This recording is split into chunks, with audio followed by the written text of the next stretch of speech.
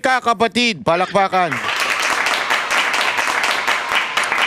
At dahil nga dyan, meron kagad pumiyok. Alam mo na, ma'am. Pumiyok kagad. Ang daming ano dyan eh. Ito ang pumiyok. Number 1 na pumiyok. Sagot na si... Yan. Senador, dating Senador Sonny Trillanes. Sonny Trillanes. Narinig niya kasi na, teka, mukhang, bakit yung binabanggit yung pangalan ko dyan? Yan, oo. Oh, yan. Wala akong Kinumpirma ba niya? Ano yung sinasabi? Ito ang sabi niya, ha? Oh. Ay. Ako, Vehemently, ay mariin, pinagdidiinan ko, ang galing mo talaga mag-translate. Word for word. Deny tinatanggi, ayon, that I received na ako ay tumanggiap $2 million ng Ay, 2 grabe! milyong dolyar. or any amount. Trillanes tumanggap ng $2 million. Sabi niya. Nung nagsalita hindi tayo ang nagsabi, yung nagsalita. Linawin lang natin ang nagsabi po yung abogado. Yan po yung lumabas doon sa press con na tumatanggap daw si Trillanes. Yun ang sinabi. Okay? Tingnan natin kung ano ang masasabi ni Trillanes tungkol dito. Pasok. From Saldico for the ICC O investigation. anumang halaga mula kay Saldico para sa ICC Yeah. investigation. or Yeah. any other purpose. O sa anumang kadahilanan. O This- sa anumang kaparaano. Yun nga. This is an attempt Ito ay isang pagtatangka to discredit the ongoing ICC proceedings Yo. against Duterte. Sinabi na Sinabi na, yan lang ang defense Wala lang, ano daw yung proceeding ng ICC. Pero kung iisipin mo ng maigi at malalim, putangin na, parang malabo yun. Bakit? Sa tingin mo yung ICC, sandali, titigil tayo Wag natin ituloy ito kasi may mga Marines sa Pilipinas na itinuturo yung corruption at tayo yung mga nakorrupt daw ang ICC, so itigil natin to Paano? Hindi, ako nagtatanong lang Paano madidistract? Sige nga, paano madidistract? Paano magkakaroon ng pagbabago doon sa issue na sa ICC sa pamamagitan nitong Anong pakialam niyan? Hindi, anong pakialam ng mga taga-ICC? Wala naman silang pakialam Gagawin nila yung siguradong plano nilang gawin kay Pangulong Duterte kahit may ganito pa. So, Trillanes, ang sagutin mo yung akusasyon nung attorney na meron daw kayong tinatanggap. na pahinain ang kasalukuyang investigasyon ng ICC laban kay dating Pangulong Duterte. I Ako will be filing ay maghahain cyber libel cases ng kasong cyber libel against Levy Baligod, laban kay Levy Baligod, Mike Defensor, Mike Defensor, Jay Sonsa, Jay Sonsa, the 18 ex-soldiers, 18 dating sundalo, and all those who are maliciously circulating this blatant lie. at Nako, yun. sa iba pang nagpapakalat ng malisyosong ano yung blatant lie Kasinungalingan. Dapat ako ilagay nyo dyan. Hindi, alam mo sabi nito, ito lang yung sagot niya. Ang sagot lang ni Trillanes doon sa akusasyon ay pampagulo daw sa ICC proceedings, which is sinabi nga natin anong kinaugnayan ng ICC at magugulo ba yun dahil dito sa 18 na Marines? Hindi. So, tablado yun. Pangalawang sagot ni Trillanes, kakasuhan ko kayo. Maganda siguro, Antonio Trillanes, bigay ka ng ng dahilan na, hindi, imposible yan kasi ganito. Di ba? Yun ang hindi yung tatakutin mo na, kung sino man yung mag-share niyan, ididemanda ko Ano to? Takutan na lang palagi? Pakisagot na lang, sir. Ako, di ako naniniwala Di ako naniniwala. Biglang hindi na naniwala eh. Hindi ko naniniwala sa sinabi nung attorney na nakatanggap daw kayo ng ganyang kalaki. Bakit ako hindi naniniwala? Eh baka mas malaki pa. Nagtatanong lang ako Gago! Di ba? Pagsisinungaling. Oh, lantarang kasinungalingan. This is not new to me. Hindi na ito bago sa akin. I will not be distracted. Hindi ako masisiraan ng loob dyan. Hahabulin ko kayo. Oh, I will run after you. I will kill you all. Ha? Sabi ni Tatay Digong yun. Kay Tatay Digong yun. So sabi niya, hindi na bago sa akin ito. Linawin mo. Baka mamaya pati ikaw madamay dyan. Sige ka, baka kasuhan ka niyan. Easy, easy. Oh. Ano naman si Trillanes? Pag yan, biglang, yan eh. Na. Oo. Ayun, ang mariin pong pagpapabulaan ni dating senador Sonny Trillanes. Kasi dapat yan, may ebidensya, Jen, ha? Yun na nga, Hindi oo. naman sa kinakampihan natin si Trillanes. Oo. Pero hindi naman pa pwedeng basta-basta kang magtuturo. Yan, ako din. Tama yan. Naniniwala ako, kailangan may ebidensya. Kaya attorney Ginugundo. Hindi ko alam anong paki-apelido ng attorney. Attorney, maganda ilabas mo yung mga ebidensya. Wag mo nyo nang unti-untiin, wag nyo nang ilabas nyo na lang kasi kung hindi, makakasuhan pa kayo. Sasabihin pa, chismis, ilabas nyo na ng todo-todo. Although, again, tulad nga ng sinabi ko, a witness is an evidence. Mas lalo na kung may nagko-collaborate doon sa yung sinabi. Ayun ay ebidensya. Di ba? Pero mas maganda, maglabas pa po kayo ng marami pang ebidensya at para mas magandang paniwalaan ng ating mga kababayan. Ito kasi, alam mo, importante ito. Makinig kayo. Bakit ba kinakasuhan ng libel yung mga ganito?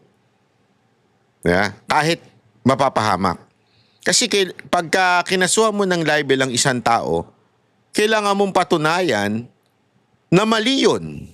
Sinabi niya. It's not the other way around, na kailangan kong patunayan yung sinabi ko na tama.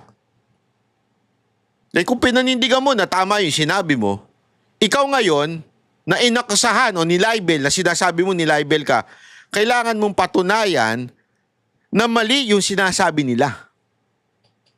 Kailangan mong patunayan na may malicious doon sa sinasabi nila. Kaya nga dapat yung tinatawag na actual malice, importante yan sa elemento ng libel. Paano mo mapapatunayan na may actual malice kung hindi mo magbibigay ng ebidensya na mali yung sinasabi nila? So, if that is the case, Banatbay, di ba lugi yung nagsampa ng libel?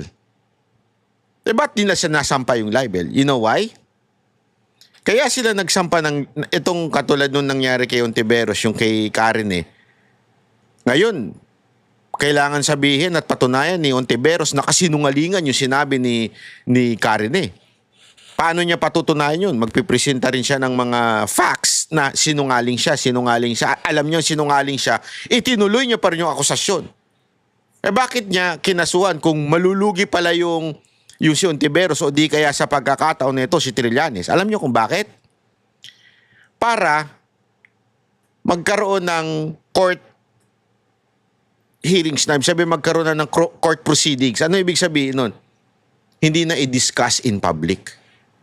That's the intention of these politicians na nagsasampa ng libel doon sa mga para pag diniscuss yan, the more na i-discuss nung tao na yon, kung sino man yung taong inakusan niya, ma-indirect contempt siya kasi bawal yun. Yung i-discuss mo yung nangyayari sa loob ng korte o yung ebidensya mo na ipipresenta, bawal i-discuss yun. So, sa madaling salita, ang pagsampa ng libel, sometimes, I'm not saying ganun ang ginawa ni Ontiveros, or ganun ang motibo ni Ontiveros, o di kaya ganun ang motibo at ginawa ni Trillanes. But sometimes, these politicians, ginagawa ang libel case para hindi na pag-usapan. Lalo na pag umabot na sa korte. Maiilang na ngayong pag-usapan ng kahit sino man dahil pwede silang ma-indirect contempt.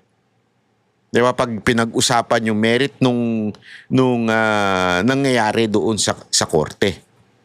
So, in other words, makakalusot minsan na pag-usapan kasi kung wala ka naman doon sa loob ng court, hindi mo naman alam talaga yung nangyari, pag-uusapan mo lang, i-discuss mo lang, makakalusot ka. Pero dahil nga wala ng info na lumalabas doon sa talagang tunay, doon sa source na nagsabi ng akusasyon na yon, therefore, wala ka ng source. So, hindi mo na ngayon madidiscuss. Marami tuloy ngayon, mababawasan ng information na kumalat. Yun sometimes ang ginagawang, o yun minsan ang dahilan ng mga politiko sa pagsasampa ng libel case. Yung magparatang, again, sabi natin, madali yan. Madaling gawin yan. Pero yung para patunayan mo, yung pinaparata, may iba pong usapin yan. Kasi dito, kwento lang eh. Hindi mo Kahit pa kayo ay 50, hindi lang 18, 50 kayo, pero puro kwento at wala hong kadahilan. Walang ebidensya. Walang ebidensya. Oo. Ay mananatiling kwento yan. Hindi natin papasok yan doon sa beyond reasonable doubt. Ay, Yaw. sabi nga dito, Jen, umabot daw ng mahigit 800 million. Nako! Aabot ng trilyon. Nako! Ang mga na-deliver na pera. In 2 years. In 2 years. Ano? Sabi nga nila, hindi lang po bilyon, trilyones po. Nako! Ayun na nga. Ayun na, patay na. Yun na yun. Alam mo, eto para lang sa kaalaman ng mga kababayan natin, this is really something very, very exciting. Kasi nagkakaalaman na talaga eh. Nagkakaalaman na ng tunay na dahilan, tunay na mastermind. Dito lumalabas na talaga. Tinuro na talaga si Marcos. At grabe, no? Dito para sa bagang sinasabi ng abogado na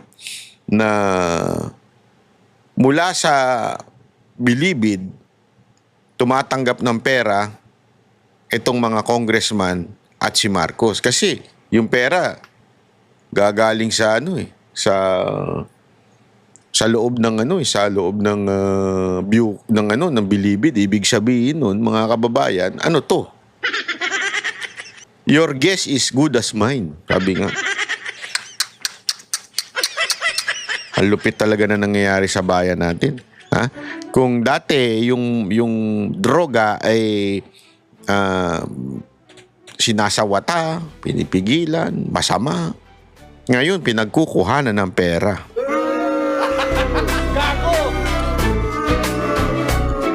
Alam nyo mga kababayan, kaya susundan natin ito. Susundan natin itong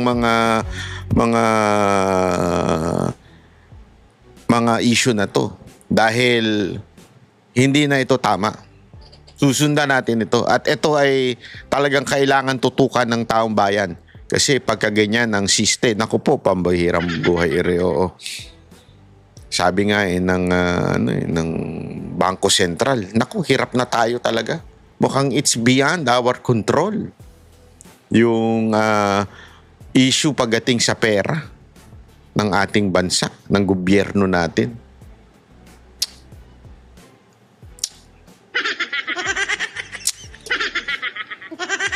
Kaya ako sa inyo mag-subscribe at mag-like na kayo at kung pwede i-share nyo itong video na ito para naman mabuhay at magising-gising ang ilang mga natutulog nating kababayan, lalo na po sa hanay ng militar na again, lawful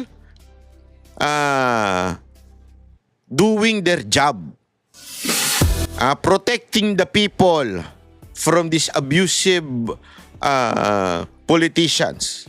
Kasi yan naman po nakalagay sa konstitusyon natin. The AFP is the protector of the people. Pero minsan may mga natutulog. Diba? Sana magising na. At protektahan nyo ang taong bayan. Taong bayan, kasi yan po sabi ng konstitusyon natin. Yan ang sabi. Yun, sundin nyo lang yung trabaho ninyo. Okay na tayo. Sundin lang nyo yung trabaho ninyo. Protect the people. Diba? Tayo nga, mayroon tayong power to the people. Let's protect the people from this abusive corrupt politicians. Nasa kamay nyo na po, mga sir, mga ma'am. Again, lawful ang aking panawagan.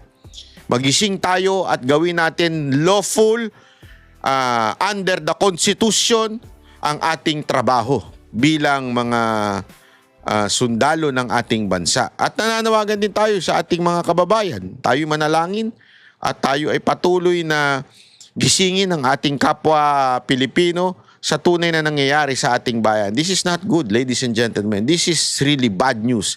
Sana po magising na po ang ibang kababayan natin. Salamat po. Ako po si Banat Bay. Kami ang boses ng masa, hindi natatakot. Katotohanan lang, di kami nalulunod. Walang bahid ng sismis, lahat ay totoo. Kahit sino ka pa, pag mali ka babanatan ka. Walang pinipili kulay, wala kaming kinikilingan. Basta para sa bayan, kami lalaban. Pag tama palapakan, pag mali banatan. Di matitinag, di matatakot, para sa bayan tuloy ang sigaw. Sa harap ng kamera, walang halong takot. Mga baluktot, lahat kayo'y tutumba. Ang hustisya at totoo, yun lang ang mahalaga. Kahit sinong harang, di kami matitinag. Walang pinipiling kulay, wala kaming kinikilingan. Basta para sa bayan, kami lalaban. Pag tama palapakan, pag mali banatan. Di matitinag, di matatakot, para sa bayan.